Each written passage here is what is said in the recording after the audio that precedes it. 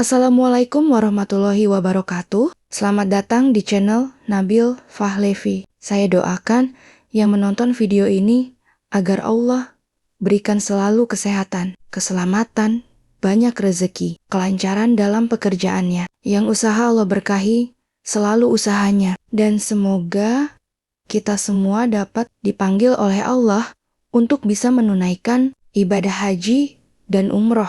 Amin ya robbal alamin. Di dalam kisah perjalanan hijrah, Nabi Shallallahu Alaihi Wasallam dan para sahabatnya dari kota Makkah menuju Madinah. Terdapat begitu banyak pelajaran dan keutamaan yang didapatkan oleh kaum muslimin ketika itu. Tidak dipungkiri, kaum muslimin berkorban begitu banyak. Mereka tinggalkan rame-rama mereka di Makkah. Mereka tinggalkan kekayaan yang sudah bertahan-tahan, mereka kumpulkan. Mereka tinggalkan keluarga-keluarga mereka yang masih musyrik di kota Makkah. Semua itu dalam rangka menaati perintah Allah dan Rasulnya untuk berhijrah ke kota Madinah. Allah tidak pernah mengecewakan para hambanya dengan berhijrahnya Nabi Shallallahu Alaihi Wasallam dan para sahabatnya ke kota Madinah. Allah ganti kehilangan dan kesedihan mereka dengan nikmat yang lebih besar, yaitu kebebasan di dalam beribadah dan menjalankan syariat Islam. Tidak ada lagi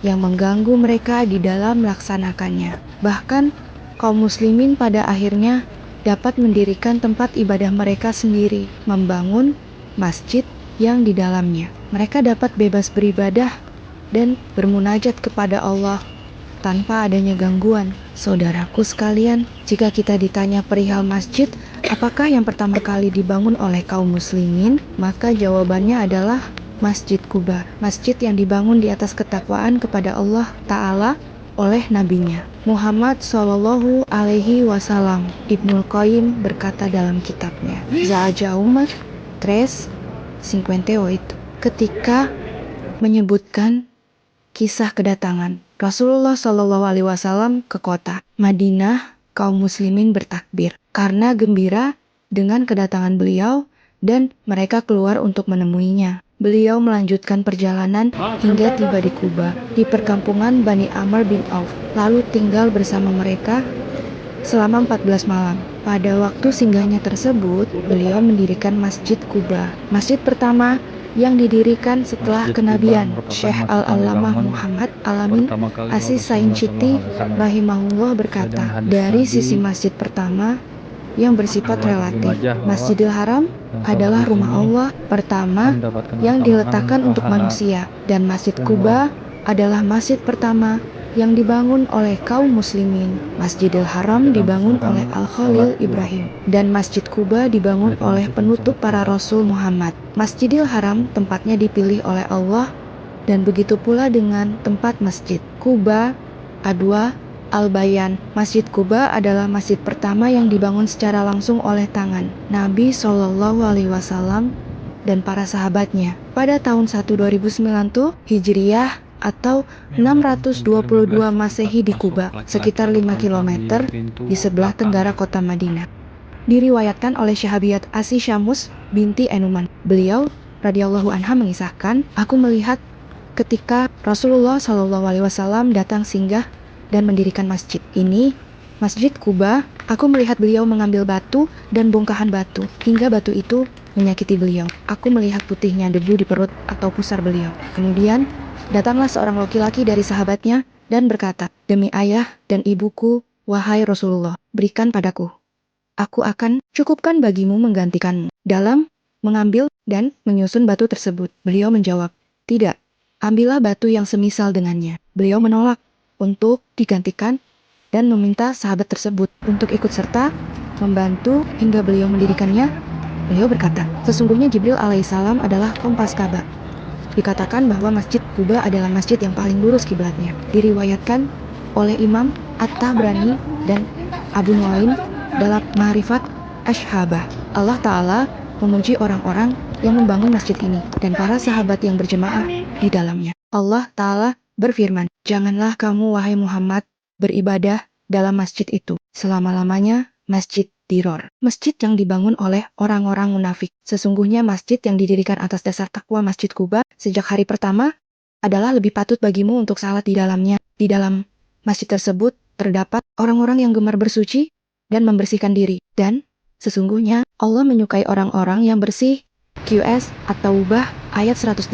Sungguh, Masjid Kuba merupakan salah satu masjid yang memiliki keutamaan besar, serta menjadi penanda kisah perjalanan hijrah Nabi Shallallahu Alaihi Wasallam. Seorang Muslim yang sedang berada di kota Madinah sudah sepatutnya menziarahinya dan salat di dalamnya. Hal ini sebagai bentuk kecintaan dan ketaatan kita kepada Nabi Shallallahu Alaihi Wasallam, dan sebagai bentuk mengikuti kebiasaan beliau, Masjid Kuba merupakan masjid yang memiliki tempat spesial di hati Nabi kita Muhammad Shallallahu Alaihi Wasallam. Hal ini karena kecintaan beliau kepada penduduk di sekeliling masjid tersebut yang telah menyambut beliau tatkala datang pertama kali ke kota Madinah. Kecintaan beliau terlihat dari kebiasaan beliau untuk menyempatkan waktu khusus dalam rangka mengunjungi Masjid Kuba secara berkala. Bahkan para ulama mengatakan bahwa beliau mengunjungi Masjid Kuba setiap pekan. Di dalam kitab Sahih Bukhari disebutkan Rasulullah biasa mendatangi Masjid Kuba setiap Sabtu. Beliau mendatanginya dengan berjalan kaki atau menunggang kendaraan, dan Abdullah bin Umar radhiyallahu anhuma pun melakukan hal yang sama.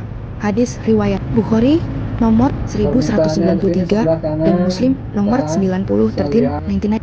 Di hadis lainnya, sahabat Ibnu Umar menjelaskan sunnah mendatangi Masjid Kuba ini dengan lebih terperinci. Ibnu Umar radhiyallahu anhuma tidak melaksanakan salat duha kecuali pada 2 hari. Hari ketika ia tiba di Mekah, karena ia tiba di sana pada waktu duha, lalu tawaf di Ka'bah, kemudian salat 2 rakaat di belakang makam Ibrahim. Dan hari ketika ia datang ke Masjid Kuba, karena ia mendatanginya setiap hari Sabtu, dan apabila ia masuk masjid, ia tidak suka keluar darinya hingga ia salat di dalamnya. Ia berkata, menceritakan kondisi ketika itu bahwa Rasulullah Shallallahu Alaihi Wasallam mengunjunginya Masjid Kuba dengan berkendaraan dan berjalan kaki. Ia Abdullah bin Umar berkata kembali, sesungguhnya aku melakukan sebagaimana aku melihat sahabat-sahabatku melakukannya, dan aku tidak melarang seorang pun untuk salat pada waktu kapanpun yang ia mau, baik malam maupun siang hari. Hanya saja janganlah kalian sengaja memilih salat di waktu terbitnya matahari dan terbenamnya matahari. Atara Bukhari nomor 1191. Bagi mereka yang sedang berada di Madinah, baik dalam rangka berhaji atau umrah, maka sangat dianjurkan untuk datang dan melaksanakan salat di Masjid Kuba, karena ini merupakan salah satu sunnah Nabi Shallallahu Alaihi Wasallam yang beliau amalkan secara rutin. Nabi Shallallahu Alaihi Wasallam juga menyampaikan kepada kita akan adanya pahala yang besar bagi mereka yang datang ke Masjid Kuba lalu melaksanakan salat minimalnya 2 rakaat. Beliau bersabda di dalam hadis yang diriwayatkan oleh sahabat Sal bin Hunayf radhiyallahu anhu, siapa saja yang bersuci di rumahnya, lalu ia mendatangi Masjid Kuba, lantas ia melaksanakan salat di dalamnya, maka pahalanya seperti pahala umroh.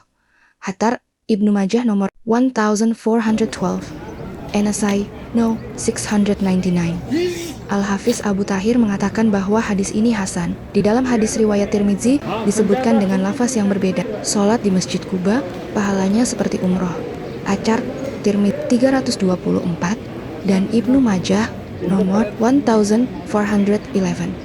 Al-Hafiz Abu Tahir mengatakan bahwa hadis ini hasan dengan seseorang telah berwudu terlebih dahulu dari tempat tinggalnya, lalu berangkat menuju Masjid Kuba dan salat 2 rakaat di dalamnya, maka ia telah mendapatkan pahala yang setara dengan pahala melaksanakan ibadah umrah. Sungguh, ini merupakan sebuah keutamaan yang sangat besar dan harus dimanfaatkan oleh kaum muslimin apabila sedang berada di kota Madinah. Wallahu a'lam bishawab. Wassalamualaikum warahmatullahi wabarakatuh.